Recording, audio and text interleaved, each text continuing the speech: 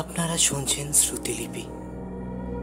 আর আজকের নিবেদন লেখিকা দেবারতী ধারার কাহিনী প্রতিশোধ। এক ঠকে যাওয়া নারী এবং এক অসম্পূর্ণা মায়ের প্রতিশোধ নেওয়ার গল্প নিয়ে এসেছি আজ আপনাদের জন্য। গল্পের বিভিন্ন চরিত্রের বর্ণনা ডেসক্রিপশনে দেওয়া থাকলো।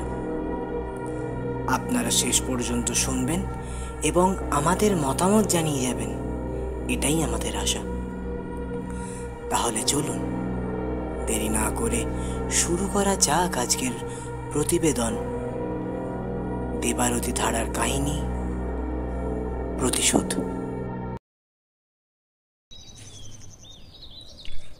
দুপুরে লাঞ্চ করে একটু ঘুমিয়ে পড়েছিল বিক্রম। হঠাৎই ফোনটা বেজে উঠল।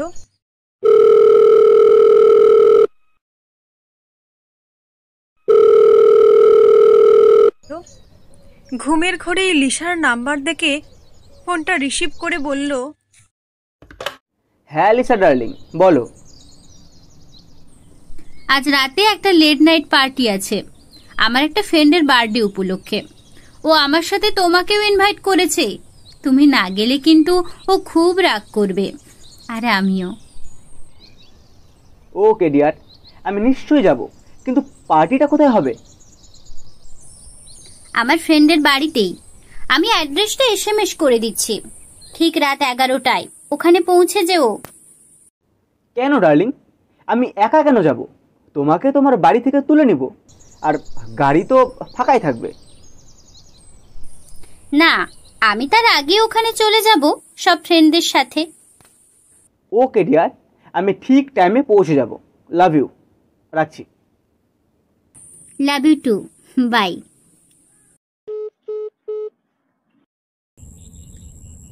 এগারোটার অনেক আগেই চলে এসেছে বিক্রম ওই অ্যাড্রেসের বাড়িটার কাছে।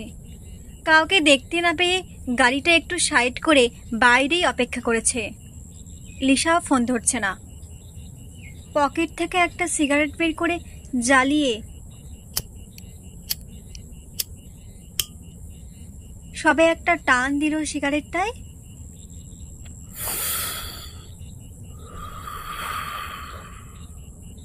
তখনই লিসা ফোন করে বলল,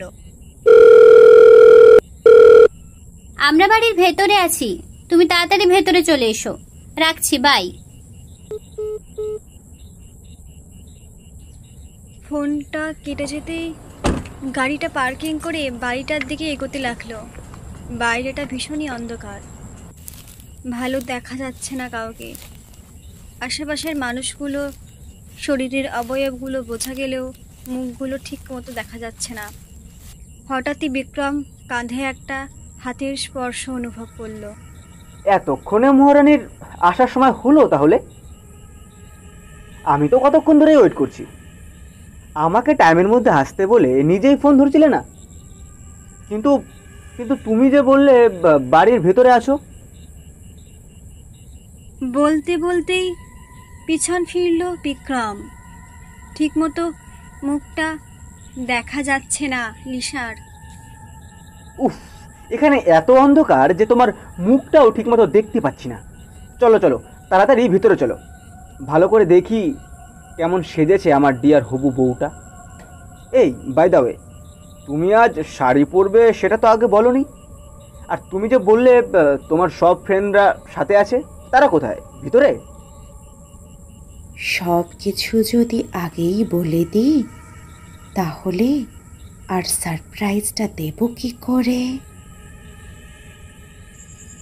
গলার স্বরটা শুনেই কেঁপে উঠল বিক্রম।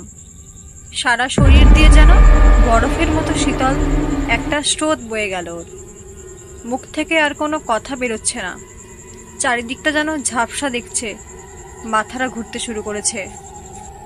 কি ব্যাপার, চমকে গেলে তো? ভয় পাচ্ছ আমাকে দেখে? কোনো রকমে নিজেকে একটু সামলে নিয়ে বিক্রম বলে উঠল, সঞ্চারী, সঞ্চারী, তুমি তুমি তো তুমি তো হ্যাঁ, আমি মরে গেছিলাম। তুমি তুমি আমাকে মেরে ফেলেছিলে, কিন্তু আমি তো তোমাকে ছাড়বো না বিক্রম, আমি তোমাকেও মেরে ফেলবো। তুমি আমাকে বাঁচতে দাওনি, আমিও তোমাকে বাঁচতে দেব না বিক্রম। তুমি কি ভেবেছো আমাকে মেরে ফেলে তুমি লিসার সাথে সুখে সংসার করবে? কিন্তু সেটা তো হয় না বিক্রম। আমায় আমায় ক্ষমা করে দাও সঞ্জু, আমায় আমায় ক্ষমা করে দাও, প্লিজ প্লিজ প্লিজ, আমাকে ছেড়ে দাও, আমাকে আমাকে মেরো না প্লিজ। আমিও সেদিন তোমার কাছে অনেকবার বলেছিলাম আমাকে মেরো না, ছেড়ে দাও। আমি তোমার কাছে কোনো অধিকার দাবি করব না, আমি কালই বাড়ি ছেড়ে চলে যাব। তোমার আর লিসার কথা কাউকে কাউকে বলবো না, কথা দিচ্ছি। শুধু আমাকে বাঁচতে দাও, আমার গর্ভের বাচ্চাটার কথা ভেবে আমাকে বাঁচতে দাও।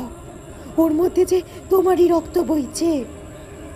কিন্তু তুমি সেদিন শোনোনি, আমাকে ছাড়োনি, আমার সন্তানকে পৃথিবীর আলো দেখতে দাওনি।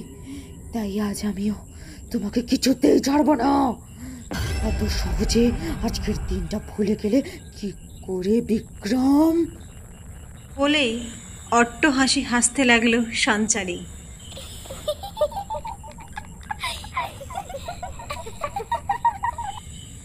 যাকে 1 বছর আগে ঠিক আজকের দিনেই মুখে বালিশ চাপা দিয়ে নৃশংসভাবে হত্যা করেছিল বিক্রম, তারপর সঞ্চারের মৃতদেহটা দড়ি দিয়ে পাখার সাথে ঝুলিয়ে দিয়েছিল আর সবার আগে বলেছিল ও আত্মহত্যা করেছে। সঞ্চারী বিক্রমের আগের পক্ষের স্ত্রী ছিল। পারিবারিকভাবে দেখাশোনা করে ওদের বিয়েটা হয়েছিল লিসা বিক্রমের অফিস কলিগ। তবে ওদের মধ্যে শুধু অফিস কলিগেরই নয়, একটা অবৈধ প্রেমের সম্পর্ক ছিল। সেটা সঞ্চারী অনেক দিন ধরেই আঁচ করতে পেরেছিল ঠিকই, কিন্তু কোনো প্রমাণের অভাবে সেভাবে কিছু বলতে পারতো না। ওদের মধ্যে নিত্যদিনের ঝগড়া বিবাদ লেগেই থাকতো। বিক্রম সঞ্চারীর উপর অকথ্য মানসিক অত্যাচার করত, কিন্তু রোজ দিন সঞ্চারী চুপ করে থাকলেও সেদিন আর চুপ করে থাকতে পারেনি। কারণ অফিস যাওয়ার নাম করে বিক্রম লিসার সাথে ঘুরতে গিয়েছিল, আর সেটা বিক্রমকে ফোনে না পেয়ে অফিসের নাম্বারে ফোন করে বিক্রমকে ফোনটা দিতে বলায় জানতে পেরে গিয়েছিল সঞ্চারী যে বিক্রম আজ অফিস ছুটি নিয়েছে। লিসার কথা জানতে চাওয়ায় লিসার ছুটি নেওয়ার কথাও জানতে পারে সঞ্চারী। সেদিন রাত্রে বিক্রমের কাছে বিক্রম কোথায় গিয়েছিল, ওর সাথে লিসার কী সম্পর্ক, এসব জানতে চাওয়াতেই বিক্রমের মাথায় রাগ চড়ে গিয়েছিল। তার উপর ওদের এই অবৈধ সম্পর্কের কথা সবাইকে জানিয়ে দেওয়ার কথা বলতেই আর সহ্য করতে না পারাতে মেরে ফেলেছিল সঞ্চারীকে। সঞ্চারী সেদিন অনেক কেঁদেছিল, প্রাণ ভিক্ষা চেয়েছিল ওর আর ওর গর্ভের সন্তানের। এই কথা বিক্রমের এক এক করে সব মনে পড়ে গেল আর ভয়ে পিছিয়ে আসতে লাগলো সঞ্চারীর দিক থেকে। আমার আমার খুব বড় ভুল হয়ে গেছে সঞ্জু, তুমি তুমি যা বলবে আমি আমি তাই শুনবো। প্লিজ প্লিজ, কিন্তু প্লিজ আমায় ছেড়ে দাও, আমাকে আমাকে বাঁচতে দাও প্লিজ প্লিজ।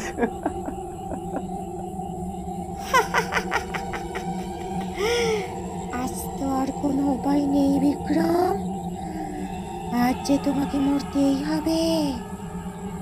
আজ আমার হাত থেকে তোমাকে কেউ বাঁচাতে পারবে না, কেউ না। সঞ্চারী যতই বিক্রমের দিকে এগোতে লাগলো বিক্রমও ততই পিছোতে লাগলো। পিছোতে পিছোতে একটা হাইওয়ে ব্রিজের কাছে এসে পৌঁছালো বিক্রম। ব্রিজের নিচ দিয়ে বয়ে চলেছে গঙ্গা। ব্রিজের রেলিং ধরে দাঁড়িয়ে বাঁচার জন্য হাত জোর করে আর্তনাদ করছে বিক্রম। কিন্তু আজ যে আর সঞ্চারী সেই নরম মনের মানুষটি নেই। আজ যে সে এক অতৃপ্ত আত্মা, এক অসম্পন্ন মা। সঞ্চারী এগিয়ে এলো বিক্রমের দিকে, এক ধাক্কা ঠেলে দিল বিক্রমকে। বয়ে চলা জলধারার মধ্যে ঝাঁপিয়ে পড়ল বিক্রম। জলের মধ্যেই দাপাতে দাপাতে শেষ পর্যন্ত আর নিজেকে বাঁচিয়ে রাখতে পারল না। সাঁতার না জানা বিক্রম, শরীরটা ক্রমশ নিস্তেজ হতে হতে জলের মধ্যে তলিয়ে গেল নিতর দেহটা। লিসা ফোন করেই যাচ্ছিল এতক্ষণ ধরে বিক্রমের ভিতরে আসতে এত দেরি হচ্ছিল বলে। কিছুক্ষণ আগে পর্যন্ত ফোনটা রিং হয়ে গেলেও এখন নাম্বারটি কোনো অস্তিত্ব নেই বলছে।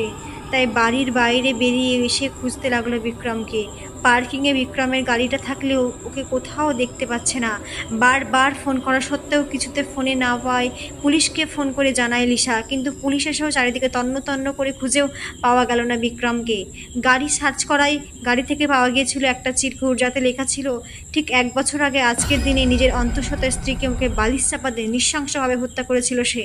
তাই সেই অপরাধবোধের কারণে ব্রিজ থেকে ঝাঁপ দিয়ে আত্মহত্যা করেছে সে। শেষ হলো আজকের প্রতিবেদন, দেবারুদ ধারার কাহিনী প্রতিশোধ। আপনাদের সকলকে ধন্যবাদ শেষ পর্যন্ত আমাদের পাশে থাকার জন্য। প্রতিবেদনটি আপনাদের কেমন লাগলো জানাতে ভুলবেন না।